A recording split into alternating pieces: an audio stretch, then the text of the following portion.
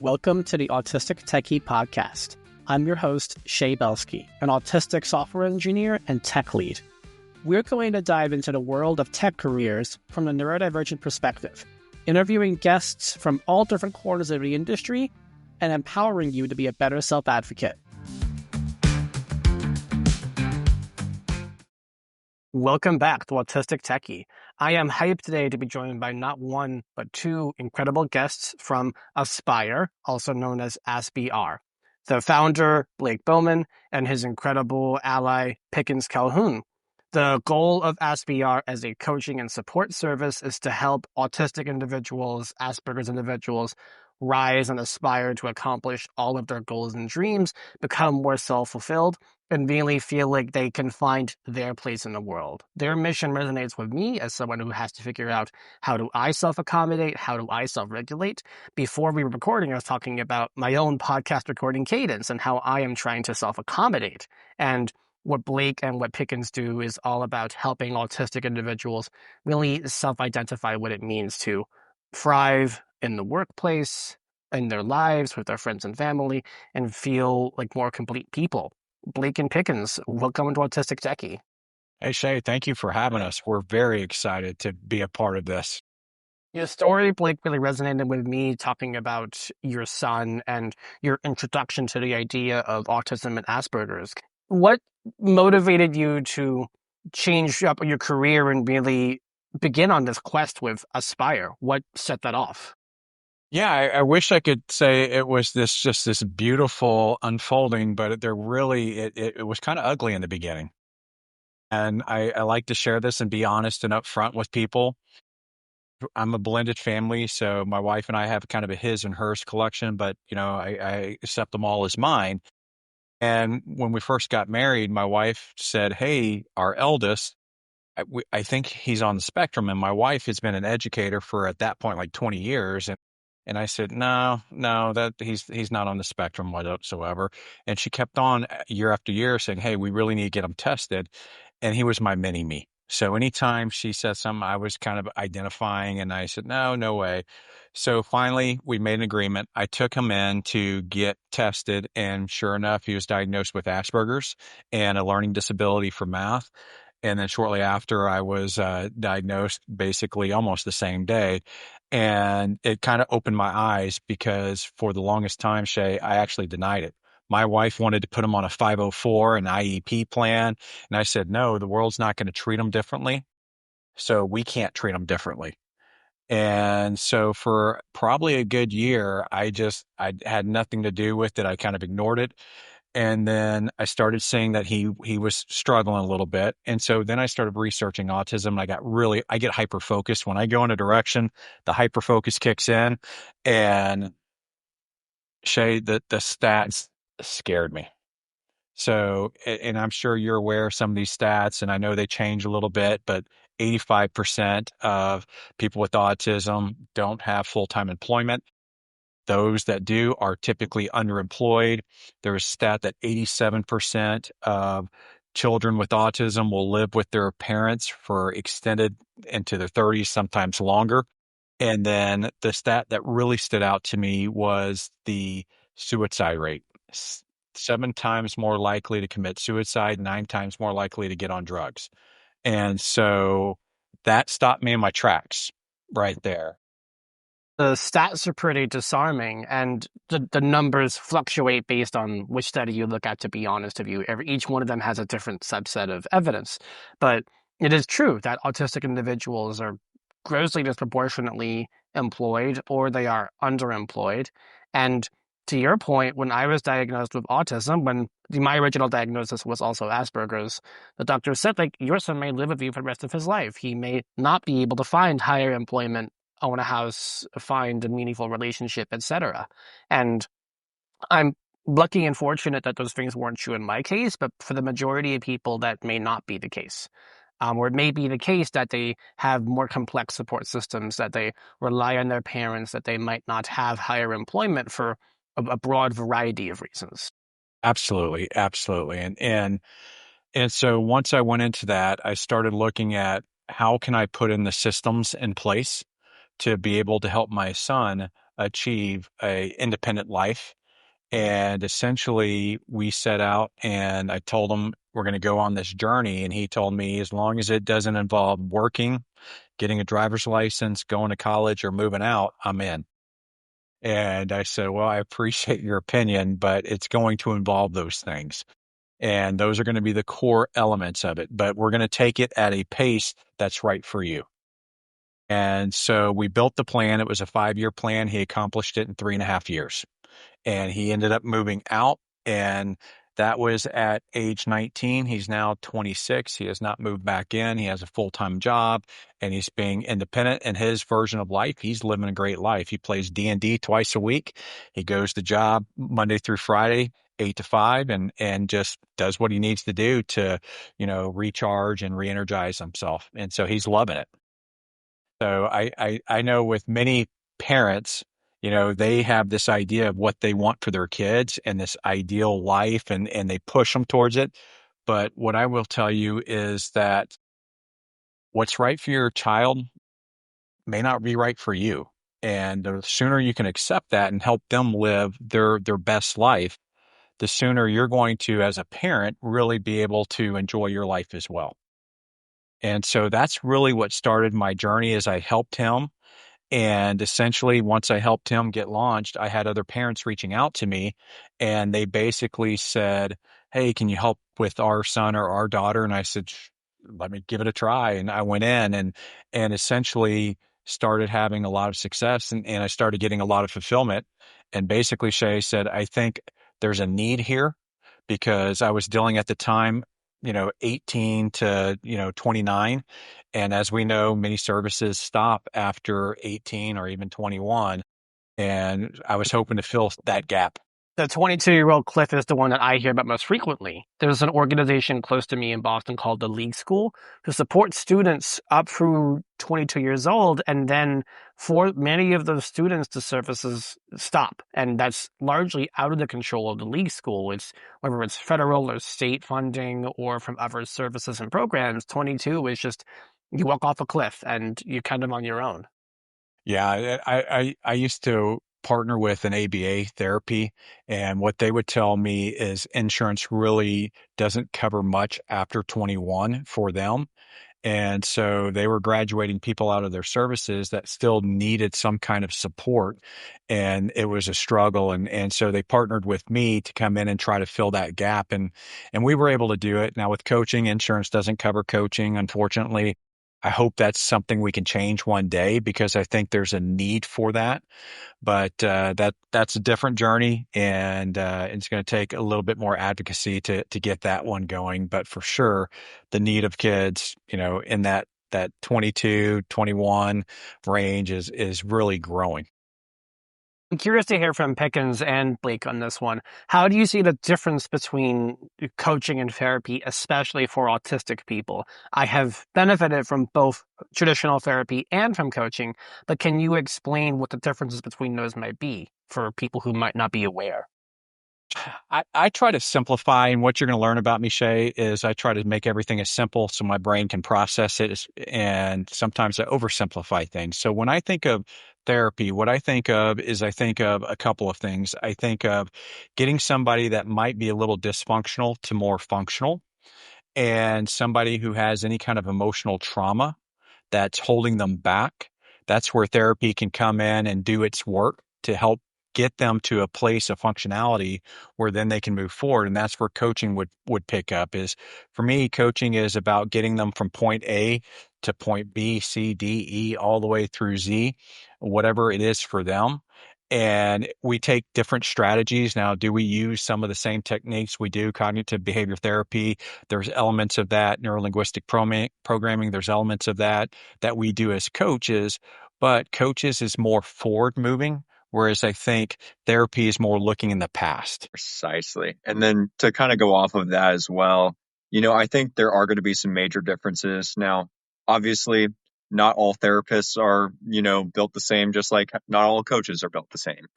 And, from my experience talking to so many families, I think there are a large number of young adults who have negative associations with things like therapy and counseling and psychiatry and things like that. And so we can kind of come in, bring a fresh perspective. And, kind of like what Blake was saying, that we have a forward, perspective on where we're going. You know, many of those practices, like I'll just pick on therapy, it's kind of a reoccurring thing, right? With no end date in sight. Whereas for us, if we're running a program, there's usually going to be some sort of end date where we need to make real tangible progress before that time. That's And so incredible. we are working super hard to actually get that progress done immediately rather than, laying a slow foundation to try and build them up. Would you argue that coaching is something that comes after therapy? That's something that I'm kind of hearing, that therapy helps build a foundation where you can think critically and honestly about yourself, and then coaching is being able to build on top of those foundations. I think therapy and coaching work hand in hand. And so there's many of my clients and the clients that Pickens work with that we still partner with their therapist. And so we're working on similar things, especially around anxiety and things of moving forward. So I don't know if there's one thing that's better than the other. I think the more support you can get for that person on their team and kind of surround them holistically, I think the easier it is for them to move forward if everybody's kind of rowing in the same direction, if that makes sense. And how do you work with autistic folks who maybe struggle with that sense of introspection? Something that I think I have heard a lot is that there's the social media aspect, which is, oh, autistic people can all be independent. But what a dependence and what this self-reflection looks like is very different for each person. Like, I take Amen. for granted my ability to drive or take public transportation. That may not be possible for some people, or that may be a big challenge for others. How do you help calibrate people with realistic goals that they can actually do and help them kind of tune out other noise? Absolutely. So one of the things, and Pickens and I, we really take a very unique approach at this. And really start off with is we really start off with figuring out the strengths and the passions of the individual to really work into their identity. Because I'm a big believer that if they don't believe they can, they're not going to do it. And that's fine. But if they want to and they have a desire and they can eventually believe they can, then they will. But let's just say there's somebody that's never going to drive. Well, we're not going to try to put a square peg in a round hole, so to speak, and force that person to drive or get that person going. But what we may do is look at helping them navigate the transit systems, like, learning how to use Uber, learning how to go and use the bus systems, and helping them so that they're not stuck in one location or one place. So it's really looking at where they're at and doing some customized assessments that we do just to see, what are their strengths, what are they good at? And the other thing I've found is that if they are able to be really good at one area, usually they have a pattern or a strategy that they use in that area to be really good. If we can elicit that strategy and pattern and then turn it towards, the area they may not be as good at, sometimes they improve that area really quickly. And so, for example, I had a young man that I was coaching and he wanted to drive. He had failed the driver's test 5 times, I believe, and he said, "Hey, I'm never going to drive." And I said, "Do you want to drive?" And he says, "Yes." So then we started talking about video games because he was incredible at video games. And we started listing his strategy. And his strategy combines a lot of things from eye hand coordination to how he holds his physiology to what thoughts are going. And we started pulling out that recipe. We applied it to the driving element. Now, he didn't pass his test the very first time after this, but he did pass it the second time, and he's been practicing driving. And his mom, who is a therapist, is loving it right now because she's seeing tremendous growth because now he's getting more confident in other areas as well. And so I'm a big believer, and I know, Shea, I know there's people that they're going to have restrictions, and I get it. But inside of us all is this genius. And if we can help unleash that genius and help them stay authentic while we're doing that, then they can live an extraordinary life. And that extraordinary is different for everybody. Some people, it's, hey, I'm going to move out and be independent. Other people, it's, hey, I'm going to have a part-time job and be able to contribute to the household or be able to do responsibilities around the home. And so it's different for everybody. But I'm a big believer that we each have that genius inside of us, and we just need to figure a way to tap into it. It's awesome that you were able to map a concept that this person felt very passionate about to something that they really wanted to do, kind of bridging that divide and bridging the mental gap between things that they were already good at and things that they could be good at with the right frame of mind and the right frame of reference. How often do you find that that sort of model really resonates with autistic people?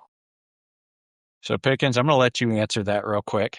Yeah, absolutely. So, really our coaching method is all about building programs and building skills that help the client kind of reframe the way that they see themselves and see the world. And so, the classic example that we get, we might talk to, a mother of a young adult and she says, well, oh, my son's lazy. And, sticking with the video game example, it's hey, is he lazy when he's playing video games? Well, no, of course. He's such a hard worker when you're talking about that. And so we're not just working on what to do, it's we're reshaping why they believe they can and can't do certain things. And that's the shift that really changes people's lives. And it can apply to so many different areas. It's not just a one size fits all thing. It's a method that if you really hone in to the individual, because to be perfectly honest with you, I mean, all of our clients are just incredibly unique, sometimes painfully unique. And the method still works because we're able to really hone in on what they are, who they are, what makes them tick, and use that to reshape the way that they believe that they can and can't do things. Yeah, and Shay, just to piggyback off that, we actually have our coaching process trademarked, and it's called the ideal. Um, I would say ideal launch. And basically, I stands for identity. So we're a very big believer in creating the identity first, because think of the identity as like a thermostat in your home. If it's set to 75, what happens when it gets like 78 degrees is your air comes on and cools it back down to 75. Well, think about a kid that doesn't believe they're capable of working. So you go and you use the workforce commission, you get into, or vocational program, you get into a job. Well, what happens is they start messing up in the job because they don't have this belief that they're supposed to be working or capable of working. So they get let go, they fire, they say quit, and then they say, see, I wasn't supposed to be working at all. And so we got to get that identity created first. And so that's the foundation of what we do. I believe this is what makes us really different from other coaches, some therapists that are out there. Then after that, the D is for direction.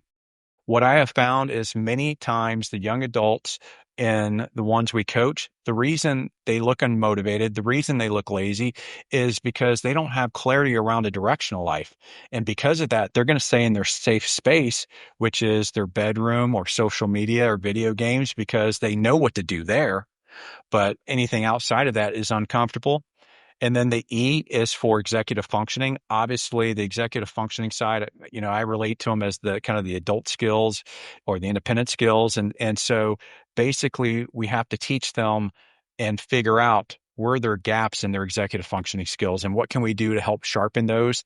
The A is for action. Obviously, nothing happens if we don't take action, but the thing that we do is we're a big believer on micro action, the 1%. So if you've probably heard this before, like if you can improve your life by 1% a day for a year, you would improve your life by 365%. And that would be big, but that's not the truth. The truth is you're improving upon the day before, which is an improvement on the day before that. So it compounds. So it's really a 3,778% improvement because you're taking these micro actions consistently. And that is super important. And then the L is just life skills, right? And so that could be career skills, that could be home, household management, budgeting, things of that nature. And when we put all of that together, we get our clients moving in a direction that they've never really moved before or moved further in that direction than they have. And it's really fun and really fulfilling to see. Something that you said really landed as far as being able to build on top of previous progress. Some days, whether you're trying to build executive functioning skills, maybe one day take something simple like putting laundry away. That might be a tough skill for someone to operate the machinery behind that. I take for granted being able to operate a laundry machine. That might be a big task for somebody, but maybe one day you figure out, okay, turn the knob, pressing the button. And the next day, okay, you do all those steps. And then you remember you have to take it out when it's done. And then remembering to put it in the dryer. I think this idea of like incremental progress is really important for people because progress is not like a binary on and off switch. Sometimes you won't know that you have gotten to the finish line until sometimes long after you've actually crossed it. And sometimes it can look really far away, and other times it's right in front of you. That really landed with me. Yeah, Well said. and what I'll just stay on top of that is most people use the word motivation. And I'm going to tell you, motivation is like willpower. There's only a certain amount and then you're done, especially neurodivergence, because we're sitting there and we're worrying about different sensory items that could be lights, could be sounds, could be like, what do we have to do today? Different demands, and we're depleting our battery. And so motivation typically is not very strong. And if it is, it's short lived. And so I'm not a big believer in motivation. What I am a big believer in is momentum. And the way you create momentum is you take consistent action every single day, no matter how tiny it is. And so, just like how you broke down doing laundry, that's exactly the philosophies we use when we're coaching our clients is to break down things. So, like I know we work with a lot of clients trying to go after careers. Well, many times they're scared to apply to someplace. So we don't talk about applying. We talk about filling out an application. And then we talk about breaking it down to maybe pressing a button and giving them permission that they don't have to worry about the next step. And, if you go by this incremental aspect, it makes a major difference in the success. And when you combine that kind of that ideal formula together, I mean, it works incredibly well to push kids and in the direction that they want to go. And I say push, but pull most of the time as well in the direction they want to go. And once they start seeing progress, they start believing in themselves, and once they start believing themselves, they make even further strides. And it's just incredible. It's like that little cartoon snowball that rolls down the hill and gets bigger and bigger and bigger. It is just amazing to see. Helps a lot, especially if you can connect like a special interest. I think you talked about the client that you worked with who was really strong in video games, and you were able to map that to the concept of driving a car and the skills and the interest. And also, I would imagine being able to connect them to facilitate their special interests. I'm curious to hear from Pickens and Blake in this one, how you think about especially for autistic people, a lot of us are driven by our special interests. You mentioned D&D and with your son, and I'm almost the same way. I have D&D twice a week. I work roughly 9 to 5, so it sounded very similar. But like, I work a full-time job to help facilitate being able to play D&D later, because that's what I'd like to do, and it helps me self-regulate. But how do you think about associating or taking advantage of special interests as a means of empowering autistic people to accomplish more? Yeah, I'll start it out on this one. And I'll definitely start by saying that both Blake and I have coached many people that are very into D&D, as well as known many people that are very into D&D. So we totally get it. I think that many of the young adults, especially the ones that we work with, they are just, when you break it down, they're incredibly, curious. They're deeply detail oriented. And when you get them going on a subject that they love, I mean, that's when you realize that autism is a superpower. I mean, it really is.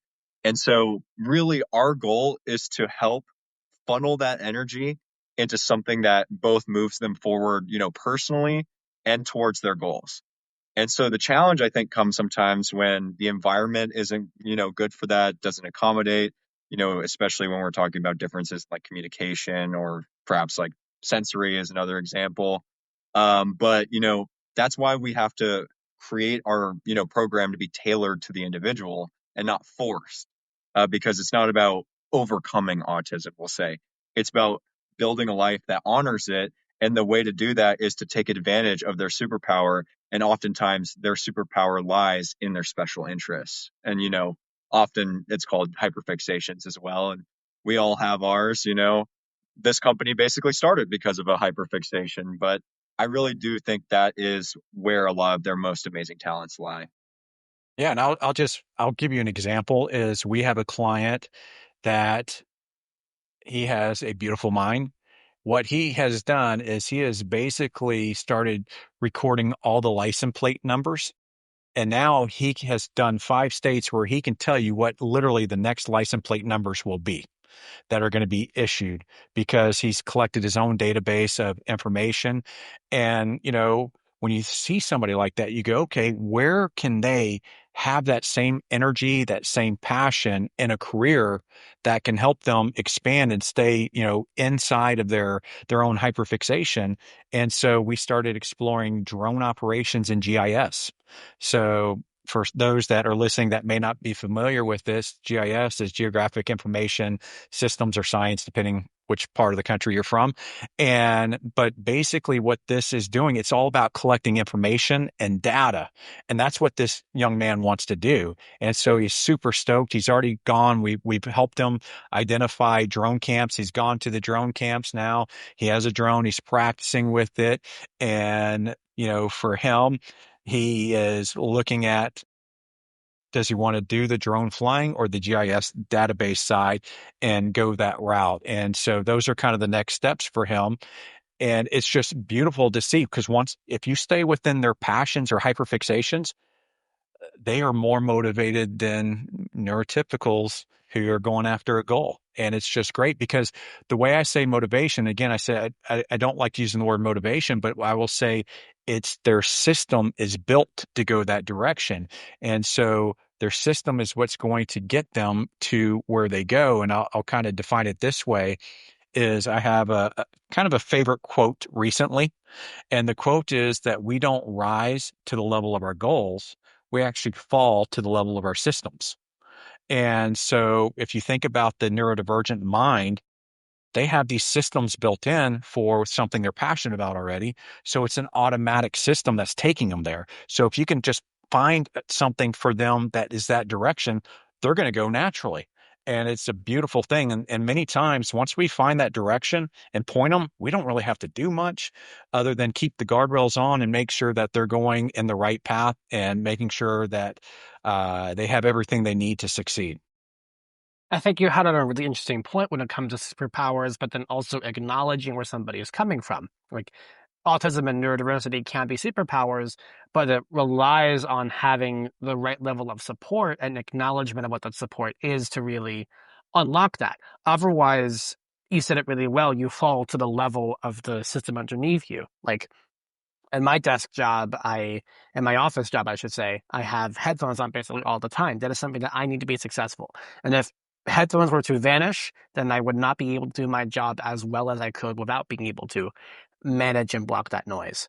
How do you help people find that support system for themselves? Because sometimes it's easy to identify and point to something and say, this is something that I need. Other times, someone might not know what that level of support looks like. How do you help people discover that for themselves? Sure. And it's kind of it's a I wish that one was a lot easier to answer. It's a little bit of a complex approach. One of the reasons we got into coaching parents as well as the teens and young adults is because what we found is we could help the young adults start moving, but then the environment didn't support them. And so essentially, we had to come in and start coaching parents to create that environment, that structure, to educate parents on how to communicate in their kiddos' language. And because I look at neurodiversity as kind of like having a Mac computer and neurotypical world is a PC, and essentially you're trying to put PC software in this Mac brain, it's just not taken. And so you have to teach parents how to talk divergent so that they're able to communicate with their kids and truly understand how to help them and support them. Now, Shay, when it comes to like accommodations at work and things of that nature, this is where the therapist and a lot of the other support systems come in play from the IEPs, 504s that they may have had in their history that we can look at. And then we help them decide, is this something that really will, help them in work? And if so, Pickens has helped draft accommodation letters before and to take for that young person to take in to their employer. I've sat on some phone calls with the employer and the client and kind of bridge that gap. I feel like I walk in both worlds a little bit, if that makes sense. And so I'm able to talk on this hand and talk and kind of bridge that communication, that gap. But really, everybody's so individual. Their needs are so individual. And that's what makes it a little bit more challenging. But when we have all of the information from therapists and school and parents and things of that nature, it makes it a little bit easier to be able to help them figure out what accommodations do they need. And I'll give you an example. For me, I realized a long time ago that I needed to work from home. And so I'm probably one of the OGs of working from home. So I've had a working career of 30 years, 27 of it has been working from home. And because I get into the office, it's too overwhelming for me. But you put me in my home, and all of a sudden, we get so much done. We're super productive. And I've done everything from sales to executive vice president of companies, all from my home because I was able to get things done. But if I was in an office setting, I couldn't. It just I couldn't concentrate. Headphones wouldn't have made the difference. It was just, the stress and the anxiety. And so everybody I've talked to, that was part of the requirements if I went to work for them, is I get to work from home the majority of the time. Because you have this self-accommodation and you understand what works about yourself, that allows you to really thrive in your working environment and help Yes. other people thrive in their own environments too. Yes. Hmm. Absolutely. A- As we wrap this up, what are some really important takeaways or life hacks that you would want to impart upon neurodivergent people who might be struggling with things? Pickens, I'm going to let you start there. Awesome. Well, then I'm going to start with one of our favorite tools. And I think you kind of know where I'm going with that is I think that especially for a neurodivergent brain, whether it's autism, ADHD, it doesn't matter. You know, the intangible is so hard sometimes to register.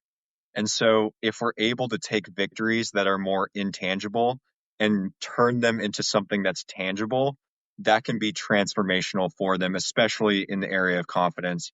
And so, one of the things that we absolutely love doing with our clients is called a victory jar. Sometimes it's a journal, but I prefer the jar. I think Blake agrees with me there. And so, what we do is every day we want you to write down several victories, put them on a sticky note, and put them in the jar. And what that does is it takes that intangible victory and it turns it into something real in their brain.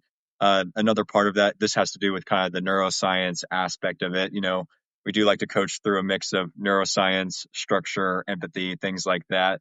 But it's all taking advantage of the reticular activating system, which is essentially like the filter of our brain, and using it to filter out the bad stuff and let in more of the good stuff. And so something like that you can use to actually build confidence, create evidence for yourself to, not question whether or not you're having victories every day. Know that you're having victories every day because the evidence is right there. I think that is one of the biggest life hacks that I have ever used personally and had my clients use, in practice as well. It really builds their confidence up, Shea, and it makes a tremendous difference. I'm going to go a little more executive functioning aspect, and I'm going to talk about systems. Like I gave you the quote, we fall to the level of our systems. And I believe that many of the individuals we coach don't have a system. And when I think of a system, I think of a routine, I think of our habits or consistent actions that we take. And so when I look at and I tell them I can predict your success by telling you walking me through what goes on in your day. Because if there's not something in your day that's moving you forward, you're just not going to move forward. That intensity. They think, hey, if I just show up to the gym and work out 8 hours, I'm going to have all these muscles. When really, if we take that 8 hours and we break it up into 20-minute segments and we go 24 days instead of the 8 hours, then all of a sudden now you're building muscle. You have that momentum going. And so if we can create little elements into their system that will help them step forward, and it doesn't have to be much. We go back to those 1% actions. I'll give you an example. When I taught my son how to drive, the way we learned is I taught him how to open the door the very first day. He thought I was crazy because he'd been opening up the door for almost all his life getting into the car. And then the second day, we taught him how to use the seatbelt. The third day, we taught him how to start the car and hold on to the steering wheel. Then we started teaching him gauges and we started just building these little tiny things every day. After 31 days, he was driving. But we started off with just learning how to open the door, but we carved out 15 minutes a day for him to go practice driving. And in that 15 minutes, It was all about repetition. It was about learning. And so that's one area. The second area is I'm a big believer in using tools. I have a whiteboard. Pickens has been to my home. I have a whiteboard in almost every room of my house because that's where we write down our notes. We use sticky notes everywhere for our kids. We have four of them, Shea. We have a master command center. So it has big calendar on it. And then it has to-dos lists for each of the kids. It has boxes for each of the kids to put technology in and all of this other stuff. But that was our area where we set up success for our kids. And, if they needed to know what was going on, they could walk to that area because if you can build that routine and that system, here's what it does. It reduces the anxiety and increases the confidence. And now you're taking action every day, and that 1% compounding effect kicks in. And it makes just a tremendous difference. And so that's what I would kind of leave on is building that system and getting something in place where even it's just 15 minutes a day that is pushing yourself or your young adult or teen or child towards, a direction. And what that does is that teaches them how not to be procrastinators. What is a procrastinator? Somebody pushes things off to the present. Well, what if you take that thing you're pushing off, like I'm going to use one of our college kids that needs to write a long paper. What if they just wrote a sentence day one? And then day two, they wrote a paragraph. Then day three, all of a sudden, they're no longer a procrastinator. Now they're a time manager. It's a different identity. And when you do that, you get them to take action and their whole system changes and it changes for the positive. So I got long winded there. I get excited, Shea. So sorry about that. Don't be sorry at all. This is something that you're very passionate about, and it's an important topic. Do not apologize at all because this is why you're the experts and why we brought you onto the show. And if people want to keep hearing you more and they want to find you, work with you for coaching or therapy, and just learn more about Aspire, where can people find you on the web? So I'm going to give you two websites. The first one is Aspire, and it's a play on words, and it's ASPIE-R.com. So ASPIE-R.com. And then the second thing is we have launched a new online virtual academy called the Autism Independence Academy. And you can find that at AIA-launch.com. So AIA-LAUNCH.com. And that is all about helping families, get that independence that they're all looking for and striving towards. Awesome. I will make sure that all of those are in the show notes on our website so people can find it wherever they are listening or finding the show. Blake and Pickens, thank you for talking to us about Aspire today. And it was such an awesome conversation. Thank you for being a part of it. Shea, we very much appreciate what you're doing. There needs to be more advocates out there doing what you're doing, and especially in the corporate world, because that's a world that's missing. And I know you have that type of background. And so I think it's phenomenal what you're doing. Thank you so much. What Blake said.